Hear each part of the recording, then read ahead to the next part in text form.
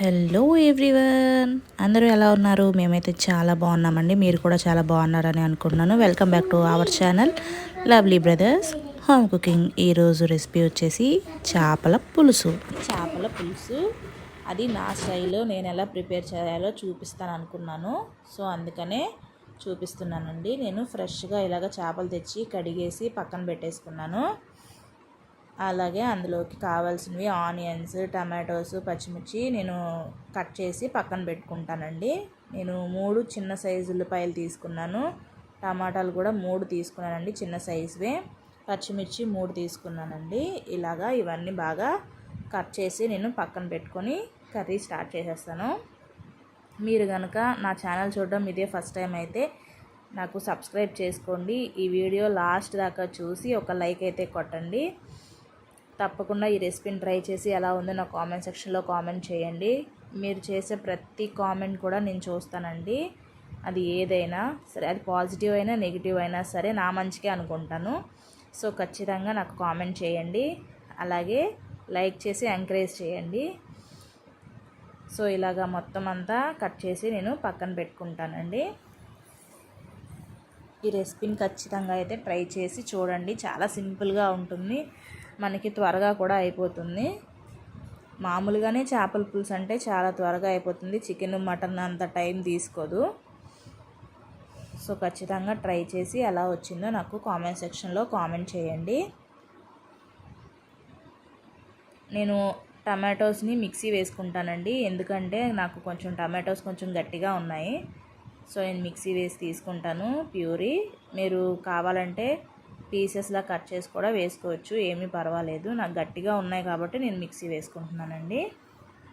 So ఇలా అన్నీ prepare చేసి పక్కన పెట్టేసుకున్నాను. ఇప్పుడు ఒక పెద్ద సైజు నిమ్మకాయ సైజు అంత చింతపండు తీసుకొని నేను కడిగేసి దాన్ని నానబెట్టుకుంటానండి. ఎందుకంటే అందులో ఇసుక ఉంటుంది కాబట్టి సో నేను కడిగి వాష్ చేసి పెట్టుకుంటాను. సో ఇది మిక్సీ కూడా పట్టేసి పక్కన పెట్టుకున్నానండి. ఇప్పుడు స్టవ్ ఆన్ చేసి ఒక కడాయి పెట్టుకోవాలి, బాగా వెడల్పుగా ఉన్నది. ఇప్పుడు అందులోకి ఆయిల్ వేసుకోవాలండి. చేపల పులుసులోకి ఆయిల్ కొంచెం ఎక్కువే పడుతుంది. సో ఒక 5-6 టేబుల్ స్పూన్ల ఆయిల్ వేసుకోండి. అది కొంచెం వేడెక్కిన తర్వాత అందులోకి కొంచెం మెంతులు వేసుకోండి. ఒక 10-15 మెంతులు వేసుకోండి. పులుసు ఐటెంలోకి మెంతులు వేసి చూడండి, చాలా టేస్టీగా ఉంటుంది. అలాగే అందులోకి ఒక స్టార్ అనాస్ వేసానండి. అలాగే కట్ చేసుకున్న పచ్చిమిర్చి, ఆనియన్స్ వేసి ఒక్కసారి బాగా కలిపేసి అందులోకి నేను 1 టేబుల్ స్పూన్ సాల్ట్ వేసుకున్నాను. సాల్ట్ వేస్తే ఆనియన్స్ త్వరగా మగ్గుతాయి కదండి, అందుకే సాల్ట్ వేసి ఇలా మూత పెట్టేసి ఒక 2 నిమిషాలు బాగా మగ్గించుకొని మూత తీసి ఇలా కలుపుకున్నాను. ఇలాగా బాగా మనం మీడియం ఫ్లేమ్లో పెట్టి బాగా ఫ్రై చేసుకోవాలి. ఇప్పుడు అందులోకి నేను 2 రెబ్బల కరివేపాకు వేసుకొని ఇలాగ బాగా ఫ్రై చేశానండి. చూసారా, ఆనియన్స్ బ్రౌన్ కలర్లోకి వచ్చాయి కదా. ఇప్పుడు అందులోకి నేను 2 టేబుల్ స్పూన్ల అల్లం వెల్లుల్లి పేస్ట్ వేసుకుంటున్నానండి. ఇది ఫ్రెష్గా దంచింది, ఖచ్చితంగా ఫ్రెష్గా దంచిందే వేసుకోండి. ప్రతి కూరలోకి, ఏ కూరలోకైనా ఫ్రెష్గా దంచి వేస్తే చాలా టేస్టీగా ఉంటుందండి, ఫ్లేవర్ కూడా బాగుంటుంది. ఇది పచ్చివాసన పోయేంతవరకు ఇలాగ ఫ్రై చేసుకొని నేను గ్రైండ్ చేసుకున్న టమాటో పేస్ట్ వేసుకుంటున్నానండి. ఈ టమాటా పేస్ట్ కూడా పచ్చివాసన పోయేంత వరకు బాగా మనం ఫ్రై చేసుకోవాలి. చూసారా, ఇలా ఆయిల్ పైకి తేలింది కదా. ఇప్పుడు ఇందులోకి నేను కొంచెం పసుపు వేసుకుంటానండి. బాగా కలిపేసి ఇలాగా అందులోకి కొంచెం పసుపు వేసుకున్నాను. 2 టేబుల్ స్పూన్ల కారం వేసుకున్నాను. మీ రుచికి సరిపోయినంత కారం వేసుకోండి. మేమైతే కారం ఎక్కువే తింటామండి. ఇందులోకి 2 టేబుల్ స్పూన్ల వాటర్ వేసుకున్నాను. ఇలా కలిపేసి మూత పెట్టి ఒక 3 నిమిషాలు మగ్గించుకోండి. వాటర్ ఎందుకు వేసానంటే మసాలా కింద మాడిపోతుందని నేను వేసానండి. వాటర్ 2 టేబుల్ స్పూన్లు, మీరు వేయకపోయినా పర్వాలేదు. ఇలా వాటర్ వేసి కలిపేసి మూత పెట్టి ఒక 2 నిమిషాల పాటు వేగించుకోండి. చూసారా, ఆయిల్ బాగా పైకి తేలింది కదా. ఇప్పుడు ఇలా కలిపేసుకొని అందులోకి 1/2 గ్లాస్ అండి, టీ గ్లాస్తో 1/2 గ్లాస్ వాటర్ వేసి ఇలా కలిపేసి నేను చేప ముక్కలన్నీ ఇలా వేసుకుంటున్నానండి. చేప ముక్కలు కూడా కింద మాడిపోకుండా, ఈ మసాలా మాడిపోకుండా వాటర్ వేసాను.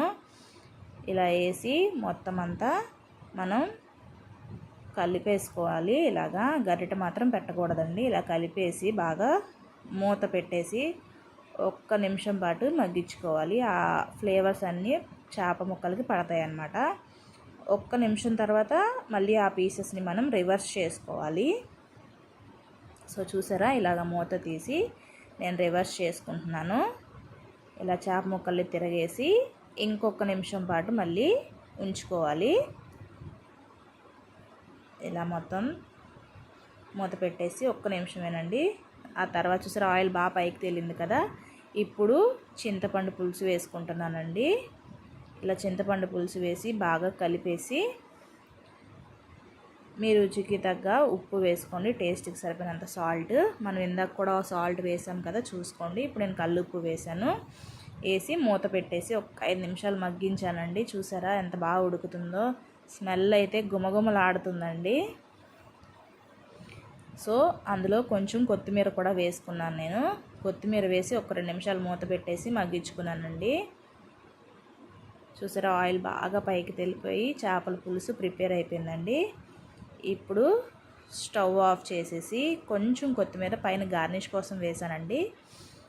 అంతే, చూసారా ఎంతో సింపుల్గా చేసుకున్న చేపల పులుసు రెడీ అయిపోయిందండి. మీరు ట్రై చేసి అది ఎలా ఉందో నాకు కామెంట్ సెక్షన్లో కామెంట్ పెట్టండి. Like, share and subscribe. Thank you for watching. Bye.